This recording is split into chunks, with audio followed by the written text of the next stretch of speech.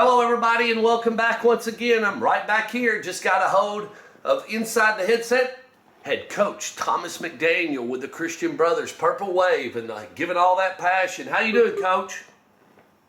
I'm doing good, man. A little wore out, ready to get this first one under our belt and see where we stand. But excited about Fridays. Should be here soon enough, and just finishing up the touches on the game plan, and just trying to sit and wait at this point. Absolutely. And that's kind of it. You're going through so much and you're trying to get into a rhythm, and you hadn't had that first game, have you, Coach? No, and I mean, I think I told you last week, but we're just there's so many unknowns with us. I think we've got a lot of potential.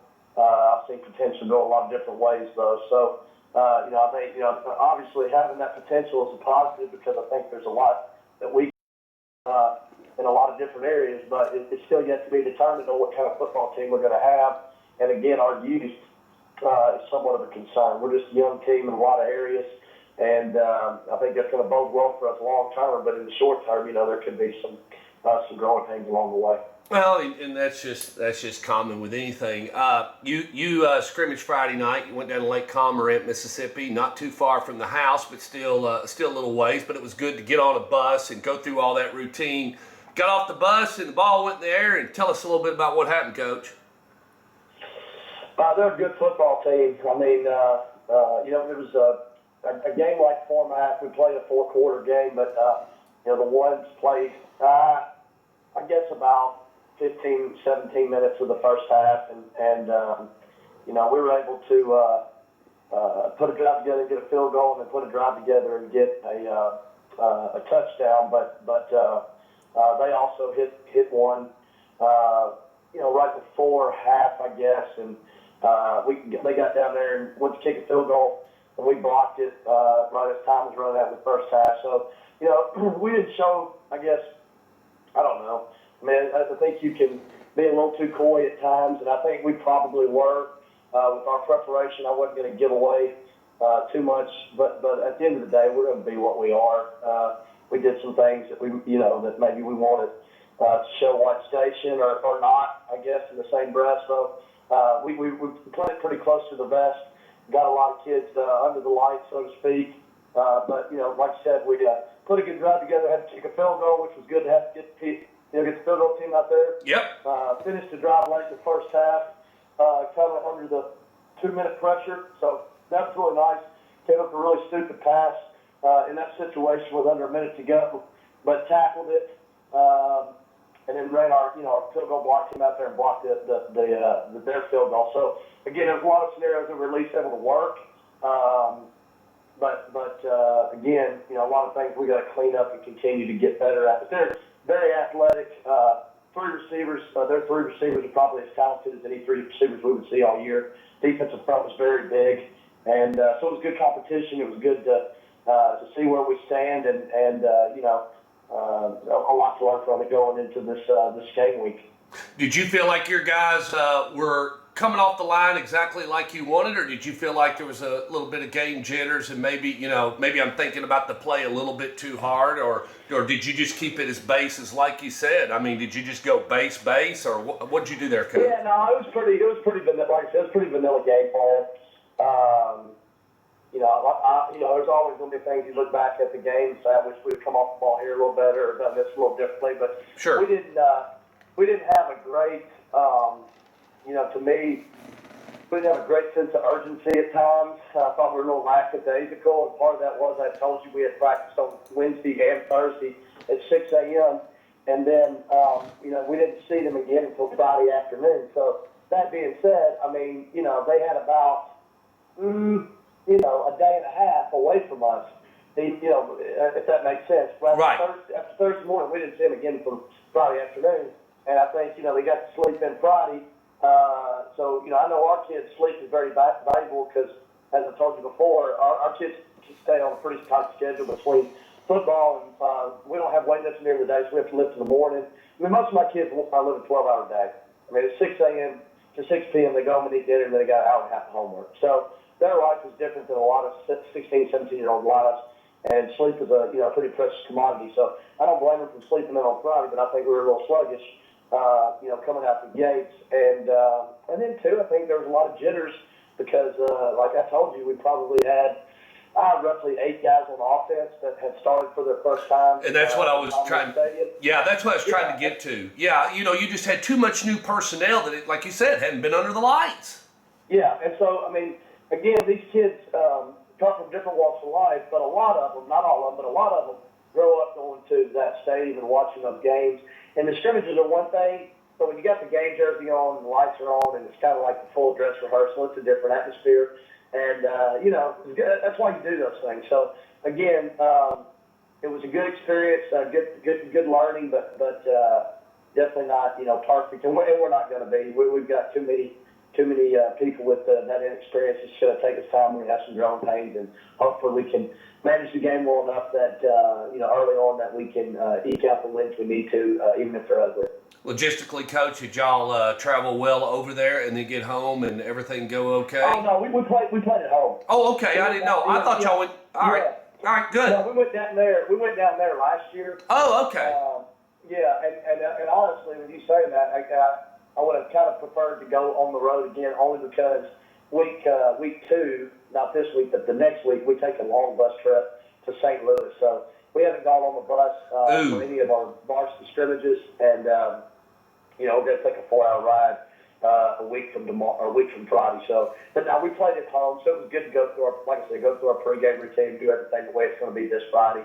And so that was a benefit, but it's still, as you know, the atmosphere and everything's going to change this Friday, and we're we've made it as real as we can, but it's not going to be as real as it is that ball kicks off at 7. Do you think in the future you'll try to schedule maybe a scrimmage or something where you logistically try to put all the headsets and go on, or do something where you actually go on the road in a scrimmage before you next year? Do you think you'll try to? We did that last year with Lake Cormorant, so typically everybody wants to scrimmage us at home because we have turf, obviously. So. Oh, okay. I see what they're doing. They're using you. Well, no, I think it's fine for me, but it's easier for us to get scrimmages when people come to us because people want to scrimmage on the turf, and vice versa. When I was at Oakland, I didn't have a problem going to NBA or the Brentwood Academy or Father Ryan because you had turf you could go scrimmage on. So Anyway, all that being said, I don't complain about people wanting to come to us, but it's good to go. One time last year, like I said, last year we were able to do it for Lake Cormorant. This year we weren't able to, but we had the headsets and the iPads and all that stuff out for Friday. So again, a lot of kinks in a lot of different areas. Play clock, game management, getting it out of the huddle. Matter of fact, because of the way we handled our sense of urgency in the huddle. Friday, we practiced with the play clocks on today. So, cool. It's just things you got to do, and things that as a coach you can take for granted. But if you're not working it in practice, don't expect it to be very good in the game. And we weren't having a good tempo out of the huddle and getting personnel on and off the field quick enough. So we worked on it again today, and hopefully it'll be better for Friday. Okay. Let's move on into your opponent, White Station. So talk to me a little bit about them. It is 2016. Yeah. I know we talked about them last year. Take it away, Coach. You're already ready. Yeah, they're very athletic. They have a lot of returning starters from last year. Specifically, a lot of scrimmage. They got multiple guys coming back. They got a starting middle linebacker coming back. One safety and 2 corners coming back. So I tell you, on both sides of the ball, we have about 8 kids returning. Luckily for us, the one kid they don't have returning is Dylan Mitchell. But he's a duck. Very talented. Yeah, they're very talented, very athletic. They very aggressive on defense, move around a lot, bring pressure. That's kind of a feast or famine mentality. They're going to obviously have their chances to hit us in the backfield some, and we're going to have to be able to weather that storm. But I also think if we get our feet in the ground quick and get our eyes up, I think we're going to be able to crucible some things if we just stay patient. So, again, it's going to be kind of a balancing act on when we take our shots down the field. But, the game plan for us is not something that's going to be rocket science. It's going to be about live and running football, being disciplined at the point of attack, and hopefully hitting enough big ones on the run game to hurt them when they start gambling. Offensively, they're quarterback is committed to Army, I believe, as an outside linebacker, big physical kid named John Lyons that played tight end at H-back for him last year. He's more of a runner than he is a thrower, probably. And he got dinged up in the second scrimmage of the year, so he's had a limited number of snaps. He's only had about 25 snaps in scrimmage action. And again, he was not the quarterback last year, so that's a little bit of uncertainty for us because we don't know exactly what to expect from him. And their tailback, if I'm not mistaken, he also has multiple Ivy League offers and maybe even an Army offer as well. So their tailback played for him last year, a kid named Forbes. That's about a 6 foot, 195-pound kid. So two receivers returning. I mean, they got weapons at every position. I think the only drawback that I see is that they got about 7 or 8 guys that play both ways. Now, it's going to be like it is today here in Memphis. There's going to be a lot of overcast, mist, and showers. I think the high Friday's 84, so it's not going to be your typical game one, temperatures, which would probably play as an advantage for us if it was. But I still believe with it being a first game and as many kids they got going both ways, hopefully we can keep the game close early and get it to halftime and maybe we can wear them down something in the second half. Mom and Dad doing okay? Yeah, they're doing really well. My family in general is doing good. I just this time of year I don't get to see them very much, so. They make it to all the games. They tell games, have a big time with it, but it's just kind of tunnel vision for me right now, and just kind of taking it day at a time. And we started school this week as well, so when you add in the school component for our kids, it's just a lot to take in. So we got to be able to refocus. Which we've had a good week of practice. I haven't. Good. We went out in the rain. We went out in the rain yesterday, which I'm pretty sure with the way the weather's been, it's been hard to get outside if you don't have turf the last couple of days, but we were able to get outside in the rain yesterday and get done what we needed to get done. Had a good practice today. Hopefully we can finalize and clean everything up tomorrow. But the reality is, like I said, defensively we're going to have about 6 kids that are going to get the first meaningful action. I have a little bit of hesitancy about where we're at because for whatever reason in our area, we've been given a little bit too much credit probably. Okay. I think credit or publicity, whatever, is always a good thing for your program and your school, but we have a lot of people that have set the expectation for us a little higher than probably it needs to be considering the lack of experience and youth we have. But maybe we'll prove maybe our guys will prove me wrong and maybe prove everybody else right. I do think we'll come out and play with a lot of passion, a lot of intensity. But like I said, we're going to have some growing pains and people will have to be patient because we're going to be starting one senior on defense and 3 seniors on offense. So I mean we're young. And hopefully, I think based off of our attitude and our game prep, I think we'll be fine. But it's just going to be weather the storm early, get in the flow, and then it just becomes whatever's natural to you. So I think we've got enough guys with experience that will be fine. But that, as a coach, is a little bit tricky for this first game. Absolutely, Coach. I'll let you go, and that's at your place at 7 o'clock Friday night.